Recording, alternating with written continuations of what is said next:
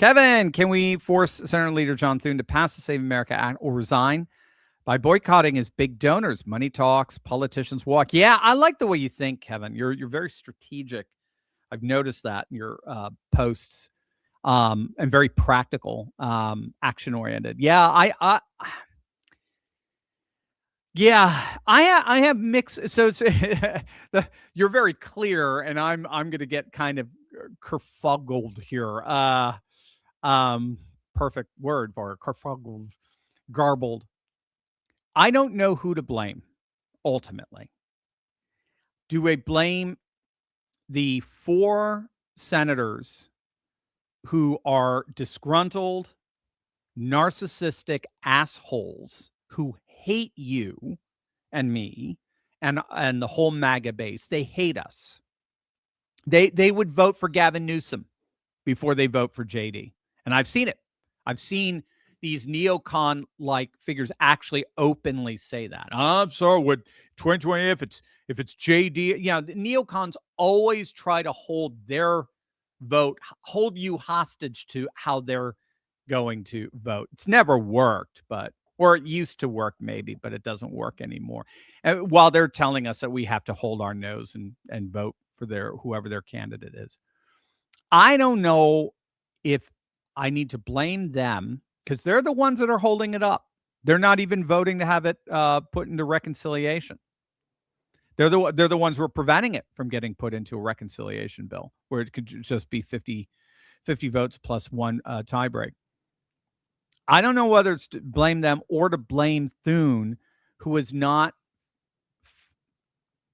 doesn't seem to know how to play politics. Politics is all about leverage, right? It's all about power, and power is about leverage. And what is leverage? Leverage is having something that other people want. And what Thune is, and this is what Trump is really leaning on him for, dude, you need to figure out what the hell do 2 or 3 of them want and give it to them. It's the carrot.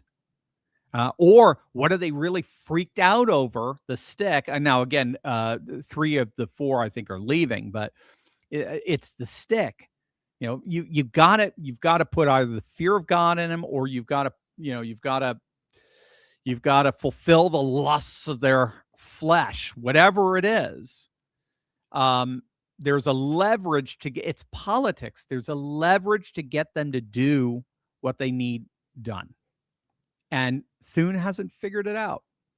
So I guess I just thank you, Kevin, for me working. Yeah. So in the end, it is Thune. It's Thune's job. He's Senate leader. It is his job to get these people on board, and he hasn't. So do we go after his donors? Yeah. So you're going the stick route, putting the fear of God in him. That would be a good idea. Absolutely.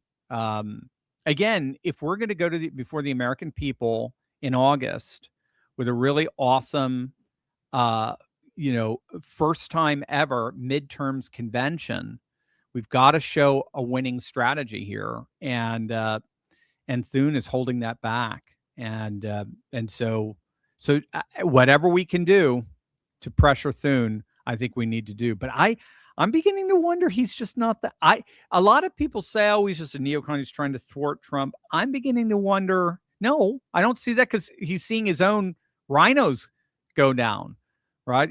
Tillis is gone, and what's his name? Cassidy, Bill Cassidy in Louisiana is gone, and John Cornyn is gone. And so he's seen plenty of his rhinos getting crushed.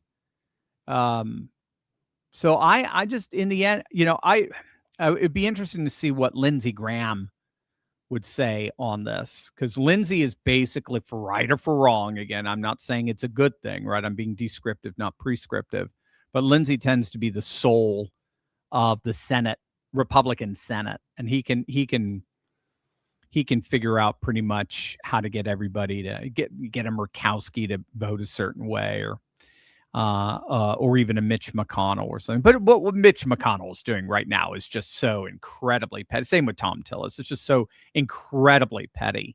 It's really a big FU to the MAGA movement. And it's very sad. But anyway, yeah, in the end, I think anything we can do to pressure Thune to try to rise to the occasion would be awesome. Rock Dog, Dr. Steve, how could California have those discussing new districts if the SCOTUS ruled that gerrymandered districts for party and race are unconstitutional? Well, yeah, it'll get struck down, but it's California. Blue states will continuously tell SCOTUS to stuff it by bringing by having case after case after case brought forward to them by virtue of just their recalcitrance. We see it with gun control. I mean, look at New York and gun control. How many times does the Supreme Court have to strike down New York gun control laws, blue laws, or Illinois blue state gun control laws? How many times they have to strike it down before at some point it seems to me that the Supreme Court is going to have to hold them in contempt of court in some way? But this is just beginning, and so that has to do with Clay decision and all that with the Second Amendment. But I'm not Clay. What am I saying? The DC. There's a C that goes with that. Somebody versus DC. So I don't know. This is a brand new one with this was the Clay decision. That's what I'm getting all mixed up. The Clay decision with the redistricting and racial standards. That's gonna have to play itself out. I mean, but yeah, they're certainly recalcitrant. That's for sure. Richard, I saw a vid of European leaders, quote unquote, socializing before the G7 meeting. Sounded like high school kids. Your thought? Yeah, they are clowns. They are clowns. I mean, again, Europe is yeah, they're in a tough spot, man. You got to be a little bit, I don't know. You have to be a little empathetic. Maybe not. I don't know. I feel good. I've got the team's back together, band's back together, so I feel good. But maybe on a different day I'll feel I'll smack him down. But bottom line, Europe has, since post World War II, has been a vassal state, a massive vassal state. The United States, via the Marshall Plan, has controlled and governed, in effect, in terms of at least security, Western Europe. That's allowed Western Europe to pursue all the state social welfare programs and so forth. And then when the Iron Wall collapsed in 88 and 89, and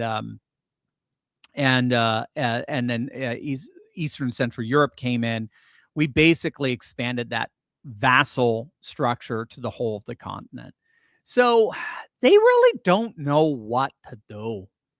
When Trump walked in there and said, "I'm the boss," he ain't kidding. Because the other, if I recall, the only other non-European nation there was Japan. And Japan has been a vassal state, at least when it comes to security as well.